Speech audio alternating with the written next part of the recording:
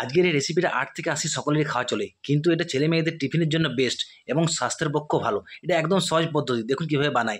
প্রথমে গাজর আলু ভালোভাবে গ্রেট করে নিয়েছি, এরপরে চিড়েগুলোকে ভালোভাবে 2 থেকে 4 বার জলে ভালোভাবে ধুয়ে নিচ্ছি এবং খানিকটা ভিজিয়ে রাখবো। এরপর কড়াইয়ে তেল গরম করে কারি পাতা দিয়ে ভালোভাবে ভেজে নিচ্ছি।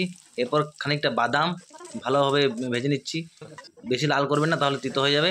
এবার ওই তেলে গ্রেট করে রাখা আলু গাজর ভালোভাবে ভেজে নিচ্ছি, অল্প পরিমাণে লবণ দিয়ে দিচ্ছি স্বাদের জন্য। এরপর খেলার মাঠে দর্শকের মতো আলু আর গাজর সাইডে থাক, মাঝখানে অল্প কাঁচা লঙ্কা আদা হলুদ দিয়ে ভালোভাবে নাড়িয়ে নিচ্ছি। ভালোভাবে নাড়িয়ে নেওয়ার পর দর্শকের জায়গায় থাকা গাজর আলু গ্রাউন্ডের মাঝখানে এনে ভালোভাবে নাচানাচি করিয়ে নিচ্ছি।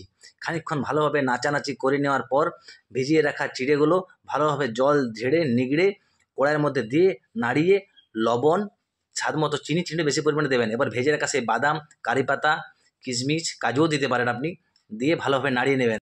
নাড়িয়ে নেওয়ার পর যখন দেখবেন আপনার এই পোলাওটা একটু চিটচিটে ভাব হয়ে গেছে, তখন সেটাকে হাতে করে চিপে চিপে বরফির আকার দেবেন এবং প্লেটের মধ্যে একটা একটা সাজিয়ে উপর থেকে কিশমিশ বাদাম দিয়ে ভালোভাবে সাজিয়ে দেন এবং প্লেটের মধ্যে একটুখানি সস। আপনার বাচ্চা কেন, আপনিও চেটে পুটে খাবেন এই পোলাও বরফি।